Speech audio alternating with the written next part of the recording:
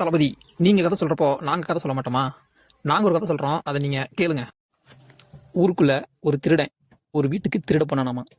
அப்போது அந்த வீட்டு கேட்டு வாசல் மாடி போய் நின்று பார்த்துருக்கான். உள்ளே ஒரு நாய் இருந்திருக்கு. அப்படியே மெல்ல அந்த கதவை திறந்து போயிருக்கான். அந்த நாய் பார்த்துக்கிட்டே இருந்திருக்கு. அப்படியே வீட்டு கதவை நெருங்கி பக்கத்தில் போயிருக்கான். அந்த நாயும் பார்த்துக்கிட்டே இருந்திருக்கு, எதுவும் பண்ணலை. இவன் அவன் பாக்கெட்டில் இருந்த பிஸ்கட்டை 2 தூக்கி போட்டிருக்கான். அந்த நாய் பிஸ்கட்டை விட்டுட்டு இவனை பப்புன்னு பிடிச்சிருச்சான். அப்போ தான் அந்த நாயை கேட்டானாமா, நான் முன்னாடி கேட்டுட்டு நிற்கிறப்போ நீ என்ன எதுவும் பண்ணல, நான் உள்ளே வரப்பையும் எதுவும் பண்ணல, ஏன் பிஸ்கட் போட்டதுக்கப்புறம் கடிக்கிற, நன்றி கேட்ட நாயே அப்படின்னு சொல்லி கேட்டானாமா. அதுக்கு அந்த நாய் சொல்லிச்சான், நீ கேட்டை திறந்து உள்ளே வரப்போ எங்கள் ஓனருக்கு தெரிஞ்சவனா இருக்குன்னு நினச்சேன். நீ தைரியமாக உள்ளே வரப்போ சரி கண்டிப்பாக நான் ஓனருக்கு தெரிஞ்சவன் தான் அப்படின்னு விட்டுட்டேன். நீ எனக்கு எப்போ பிஸ்கட் துண்டை போட்டையோ அப்போவே நீ ஒரு திருடன்னு தெரிஞ்சு போச்சு, அதனால தான் உன்னை பப்புன்னு பிடிச்சேன் அப்படின்னு சொல்லிச்சாமா. அதே மாதிரி தான் ஊருக்குள்ளே எத்தனையோ அரசியல்வாதிங்க இலவசம்னு கொடுத்துருக்குறப்போ விஜய் வராரு, நீ ஒரு நல்லவனா இருக்கும்னு நினச்சேன்.